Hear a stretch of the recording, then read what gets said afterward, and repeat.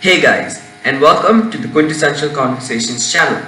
Today we have Dr. Kshitji Urs from the National Law School of Bangalore. He is an adjunct professor of public policy at the National Law School and a senior advisor of program development at the India Foundation for Humanistic Development. Today, he is here to talk to us about navigating local solutions to climate change. I hope you guys like the video. The first question is, India forms the center stage for the effects of climate change. So it is surrounded by three seas, and this makes it highly vulnerable to even the slightest weather changes in any part of the world. So how do we comprehend climate change to be a global crisis while it manifests differently in local contexts and local communities? No, I think the first thing for us to understand is that this planet is really very small. I mean, we may be divided on national boundaries. We might have a paraphernalia of things like passports and visas and, national identities and the like, but the planet is really small. Yeah. And compared to, let's say, other planets beyond the Earth, Mars and beyond, all these planets are much larger, and the ones that we know. And and the way, one of the ways of trying to know how many planets there are is to just look up. From Bangalore, of course, you cannot even see stars these days because of pollution. But then, a very conservative estimate is that there could be at least one planet for every star that you see. Right. So we don't know if life exists, but one thing's for sure, that this planet is very small. Earth is very small, and it's just not India that is vulnerable. The entire planet is vulnerable. And going by the indicators that you just said about India being the southern India being a peninsula, there are even more smaller countries in the form of islands, which are facing an existential issue in the next decade or so. So compared to these smaller island countries, India would see an impact a little later. Yeah. So what does it talk about? It also talks about different locations on the planet and how different locations respond to climate change. And obviously the entire planet is vulnerable, but then this vulnerability induced by climate change plays out in various ways. And in the extreme scenario, it is said that peninsular India is going to go dry, and so there will be increased desertification beyond 100 kilometers from the ocean. So which means till about 100 kilometers, the oceans will take over, and beyond those 100 kilometers, you would have increasing desertification. Yeah, and this is a reality, and I don't want to be alarmist in the way I speak about it. It is extremely scientific, and science is very clear about what might happen to India as much as what will happen to the planet. So I would say that this planet is a self-contained small planet, and because of human activities over the past, let's say, less than a century, actually, I wouldn't even go back to industrialization as such, we have made this small planet extremely vulnerable. And the present projections are this is going to be detrimental for the life of the planet. Although climate change is a global crisis, it manifests differently in the local context. For example, the effect of climate change on Belgavi would be different to the effect of climate change on Bangalore. How do we ensure that solutions to climate change are informed and connected to the local environment? Well, there is a global analysis that is done on how there would be increasing temperature experienced in the southern hemisphere, and then it becomes warmer, less warmer as you go north. The entire globe is going to get warm, is already warm, but then the impact is that it will be a much more warmer in the southern hemisphere. So which means countries in in the Southern Hemisphere, in South America, in Australia, Southern Africa are already seeing the kind of extremes in the weather, which is worsening every year. And agriculture is going to be affected. And so there would be not just temperature, soil will be degraded in these countries in the Southern Hemisphere, which means agriculture will become extremely difficult. Water as a source will become very difficult. And temperate areas will become the hotspot for agriculture. Right now, agriculture is focused in tropical areas, but because of climate change, that's going to move up north. Yeah. So what does it mean? It means the entire globe is affected. And your example was of Bangalore and Belgaum. Yes, Bangalore will respond differently because it is in the south interior part of Karnataka or the peninsula, while Belgaum is coastal, right? It's just off the coast. And so for all you know, Belgaum might go underwater. Yeah, depending on the different altitudes of that particular city, not too close from the coast. And while Bangalore, might remain, but then there will be migration out of the city because it will become uninhabitable for a lot of reasons. Yeah. That being the case, there are strategies which very clearly show and have scientific antecedents that say that your local interventions do matter. So let's not allow for these scientific findings at the global level to be overbearing on us. We need to be extremely concerned, but it is also an opportunity for us to act. And the same scientists have also said that if you work and act locally, that in fact will have a global effect, a positive impact.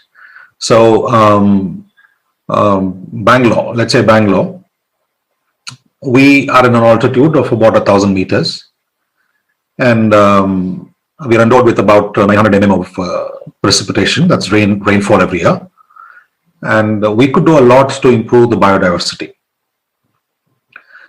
Because whether it is Belgaum or Bangalore or most other major cities in the world, these cities, as a process of organic urbanization over centuries, have happened in fertile land because people wanted to stay close to fertile land where they can grow and live a life of much less difficulty, rather than source food and water from a distant source, from a distant place. So cities are generally are on fertile land, but the process of urbanization has destroyed the fertile land. So we can start by first of all understanding that what we do locally does matter globally for the issue of climate change. Number two, ensure that the fertility of land is brought back. And I keep talking about biodiversity also because biodiversity is one of the 9 what is called planetary boundaries, which has a negative loop relationship with climate change. It means climate change leads to biodiversity loss, and biodiversity loss in turn leads to even more climate change. Yeah, and so we should work to ensure that we conserve water wherever we are endowed with good rainfall, improve biodiversity, and I've been asking for us to go much more grander in the way we plan the city. When you think about the future, we should set a target and say Bangalore should become, or Belgaum for that matter, should become carbon neutral. Yeah, set a target for, let's say, about 10 years, and ensure that our activities are compensated. In fact, India lacks this particular aspect of its climate goals, which is about carbon sequestration. Yeah, And of the three goals that it has set for itself, this goal has not been able to be achieved. Yeah, and that carbon sequestration happens through various means, right? And we should first concentrate on natural means, not technological means. Natural means of carbon sequestration in Bangalore, in Belgaum, and we mitigate the impact of climate change locally. Otherwise, it can have devastating impacts, as we have seen in various civilizations. Even earlier it was not global warming, but because they were not able to probably govern their water source well, they had to leave.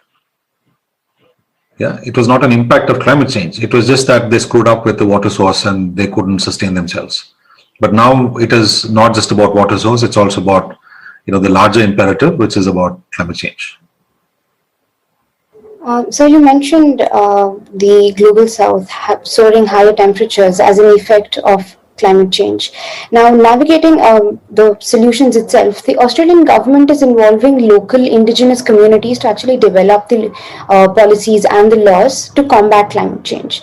So what kind of inclusive policies or laws are we developing in India? And is there enough government support, or are there private NGOs or organizations that are leading the way? Well, see, India is party to international climate negotiations. It's a very large country. It's the second most populated country in the world.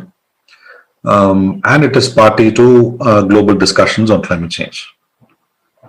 Now, there are targets set for each country, and the government of India's stance for the past 2 decades has been very clear. And this clarity comes from the fact that the so-called developed countries in the global north have reached that level of opulence and wealth only because they were able to burn a lot of carbon. Yeah. So countries in the global south, third world countries, have not been able to reach there also because, there are also a lot of other reasons, but then also because they did not have the opportunity or the technology to burn so much of carbon, right? So the government of India is very clear that, we need to ensure that there is a legacy issue in the way we understand climate change. And that legacy is the acknowledgement that is required by countries in the West, which of the fact that they have burnt a lot of carbon, and now they cannot penalize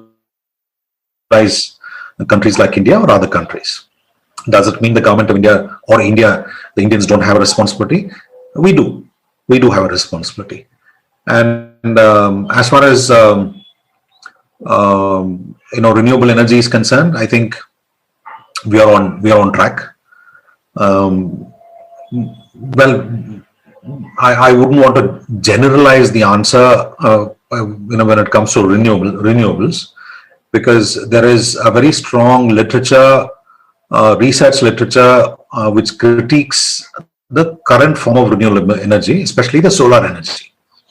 Yeah, and let's not go deep into that. But the fact is that as far as renewable energy is concerned, India is going solar, and yet we are dependent largely on coal. I think almost 70 to 80% of our electricity is generated through coal, and transportation, as you know, is fossil fuel. And so India does, as a country as large as we are, we do have a responsibility. Now, is our governance framework inclusive? Well, that's very challenging. It's very challenging because, your question is very loaded. So when you talk about indigenous communities and then bring in the aspect of inclusion, inclusion is a mainstream understanding or a mainstream vocabulary. It's part of mainstream vocabulary, which is still pretty power-ridden. When you say inclusive, who decides to include? Who decides to include, or who excluded? Who should you include and who are excluded? So these are questions that need to be asked. And we could even start by acknowledging the fact that we have not just India, but the world at large, we've corrupted the very idea of knowledge and information. Knowledge is not necessarily what you study in your textbook, right? Intelligence is an equity issue. You may sound intelligent because you had the opportunity to learn English and to articulate in it, while there may be other children of your age with equal intelligence who may not be as articulate or do the things that you do because they just don't have access, right? So this particular idea of including indigenous communities in Australia is specific to the fact. So when Australia talks about including indigenous communities, it is to acknowledge the fact that these indigenous communities who have lived in that part of the world for the past 40,000 years have lived lives which are extremely friendly with the environment. Yeah, they were not demanding on the environment. They have not destroyed the environment. Not because they did not have the technology to do it. I mean, in the past few centuries, especially after the Caucasians went there from Europe, they did have access to technology. But then it's the culture, it's the indigenous culture which doesn't demand things of nature. Yeah, and so they live more or less. They live a life that is environment friendly, climate friendly. Yeah. Now let's equate that with forest dwelling tribal communities here in India. A lot of tribal communities still live a life which cannot be termed frugal. It is smart, it is progressive, it is prudent, right? It's not frugal, right? Because simplicity doesn't necessarily mean frugal. It can be progressive, right?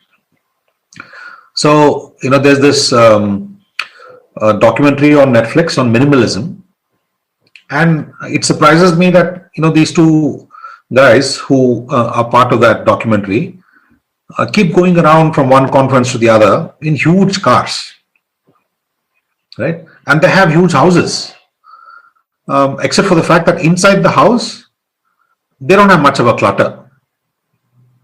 Yeah, that is not minimalism. Minimalism is just not decluttering your stuff, right? It's about decluttering your mind.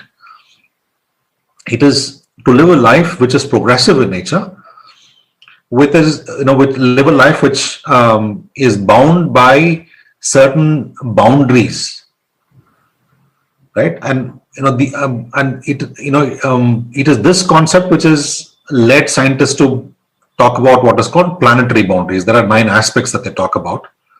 So they essentially define what constitutes unacceptable human-induced global environmental change, right? And so, what are these unacceptable things that we are consuming? The tribal communities, the indigenous communities, are not using natural resources as much as the others do.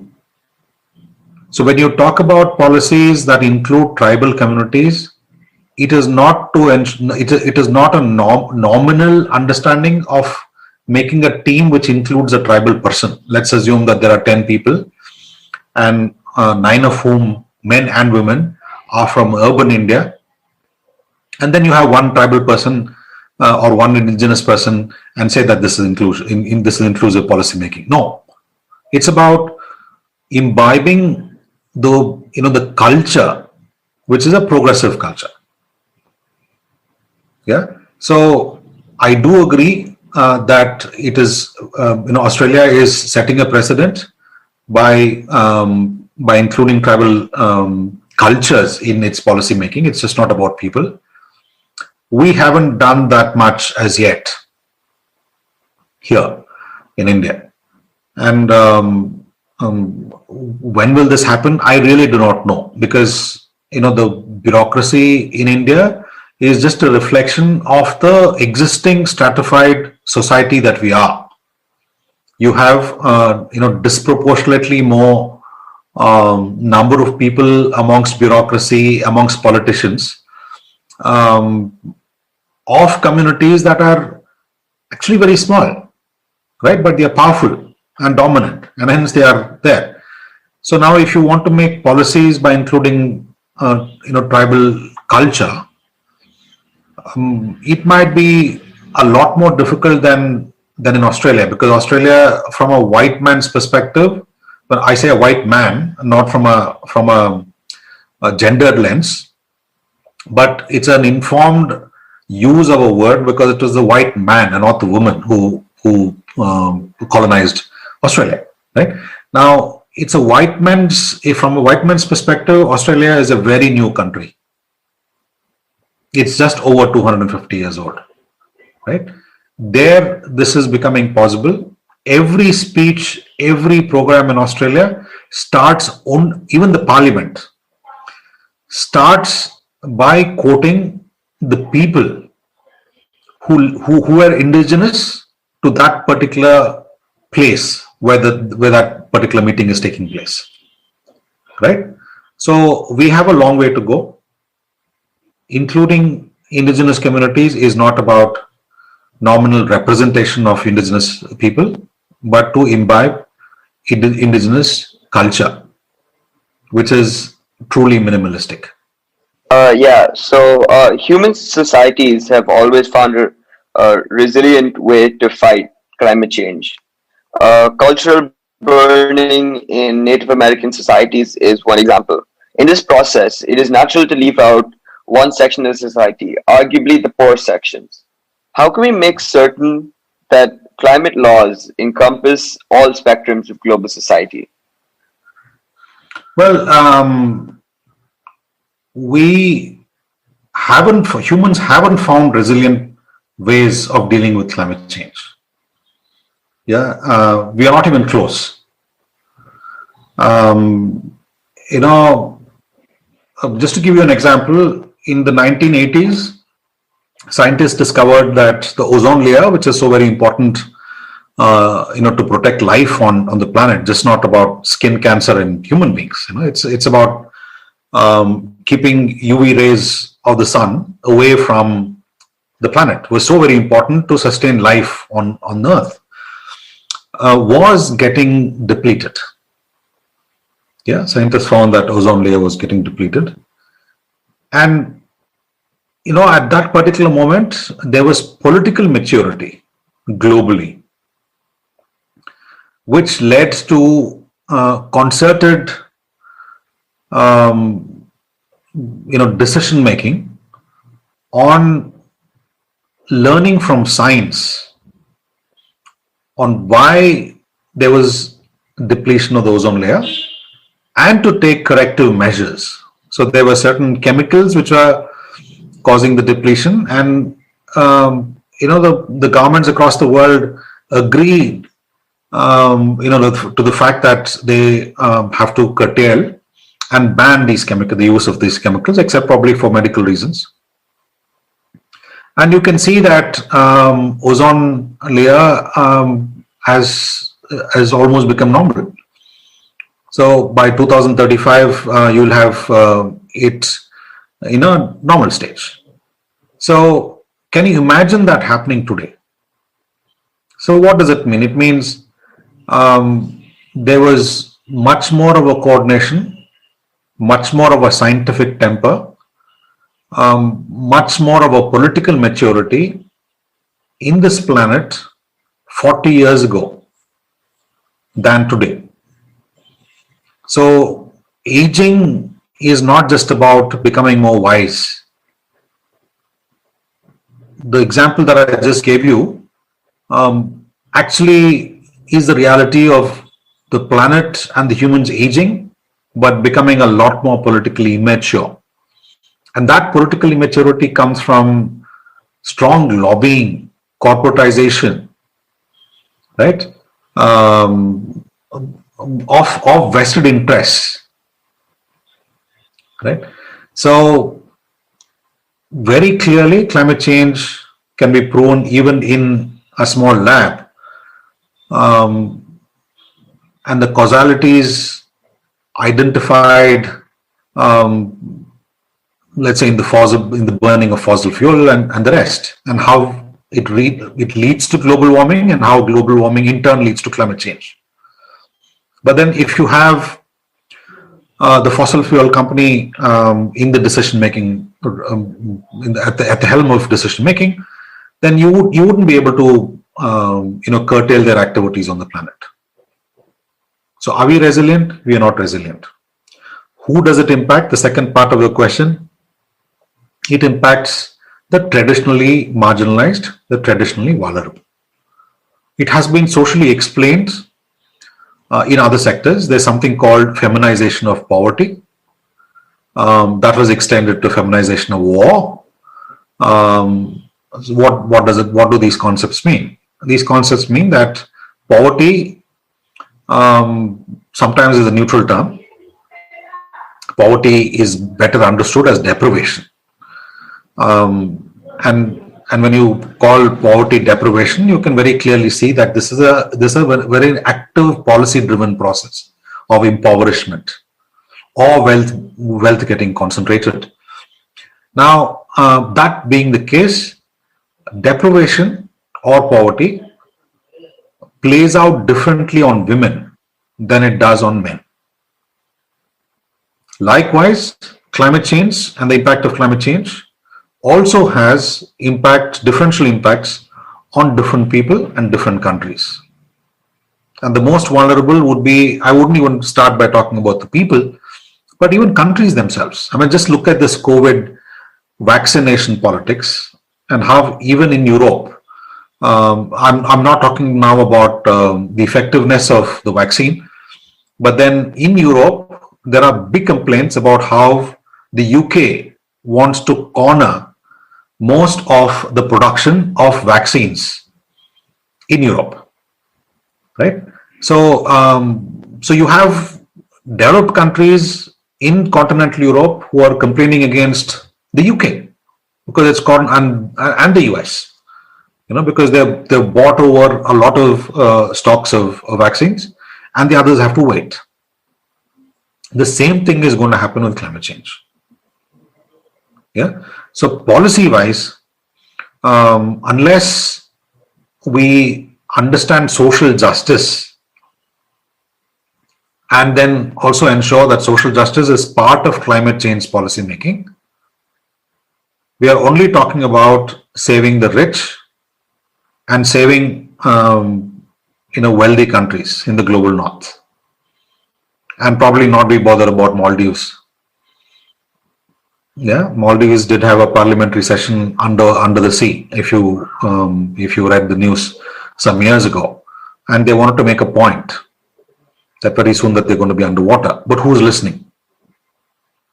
Yeah, so so there has to be an enlightened, active process of policy making, of people being involved, with a very clear direction towards social justice. Achieving social justice, which is what? Which is to ensure that the most vulnerables suffer the least. Because the endowed will anyway manage till a certain extent, but it's an existential issue even from the first day for people who are already more vulnerable. So policies have to be driven with this in the mind, that the sufferings faced by and most of the times, these sufferings are just not sufferings; these are existential issues of the traditionally marginalized, are addressed as part of as the first step towards much more comprehensive climate change policy. Is it important to bring in community wisdom like water preservation or agricultural practices with respect to climate change into the classroom and the educational sector? Would the institutionalization of indigenous solutions convert the age-old practices into mechanical regurgitation of information, or produce better, innovative, personalized technology to combat climate change?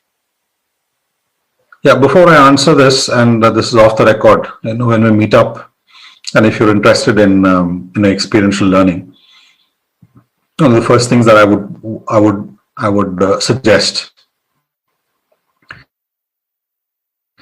is for you to have less loaded questions.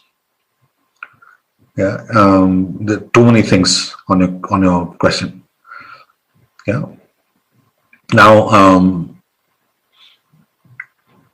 to respond to this, I might have to decipher and classify it into 2 or 3 sections. Yeah, but let's make it very simple. There is the issue of the environment, and then there is the issue of climate change. They are interconnected, but they are 2 different things. It is because of the destruction of environment that climate change is happening. Yeah. So now that climate change is already knocking on your door, will you just talk about the environment, or will you talk about the fundamentals of why climate change has happened? Yeah. For example, we did talk about local action and how local action is extremely important to mitigate climate change globally. But then urgent action should also be directed towards the fundamental causes of climate change. Of course, you will enrich biodiversity, yes, but there are more fundamental things when it comes to the environment, which is about fossil fuel. It's the way we generate our electricity. Excuse me. It's the way we move around on motorized vehicles. Essentially skewed, the natural nitrogen cycle for the use of human beings. We fix 5 times more nitrogen as humans every year than the planet can on its own, right? So these are some of the very fundamental reasons of climate change. So would you just be planting trees, or would you also be burning? Right? So it takes us back to the question on whether we are here to save our lifestyle or whether we are here to save the planet. Right? I would say that we should start by committing ourselves to saving the planet. I'm not against EV mode of transport, but EV mode of transport, for it to happen in the entire country will take many years. So there has to be a very committed, focused approach to climate change, which is just not about growing trees or about conserving water. It is a lot more, and includes addressing the fundamental causes of climate change. So there is the continuum, which starts with the environment and ends with climate change. So that's the first bit. The second bit is about, should it be in the textbook? Of course, it has to be in the textbook. It has to be in the textbook in a manner that it helps students imbibe critical inquiry, the sense of critical inquiry. It's not an established language of saving trees, right? And which is what is done all over the world. There are sloganeering promoted by establishments on saving forests, but when it comes to making policies, they make policies which make it easier for you to cut down trees.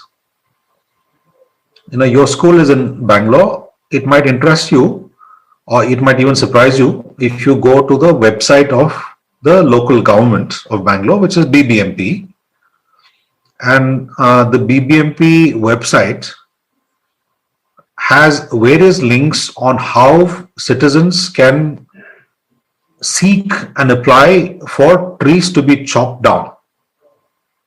for various reasons, and hardly any link for citizens who are interested to plant trees in the city.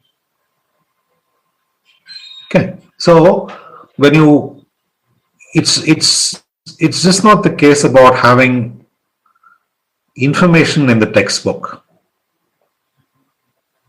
This information should be taught and analyzed in a manner which can help students inculcate a sense of critical thinking on this issue, which is extremely important.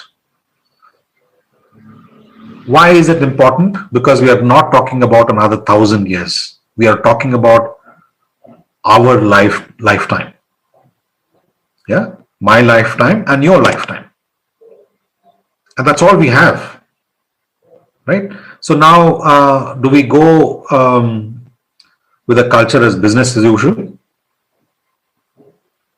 Would we continue this culture of conspicuous consumption without actually looking at what we're doing to the planet?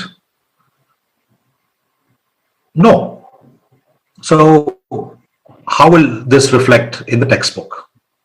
Is it just another chapter on which you're going to write your exams and get yourself marked?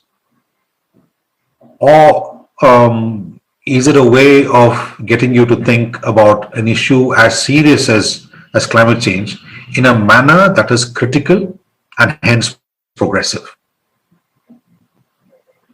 Yes, both environment and climate change will have to be in the textbook.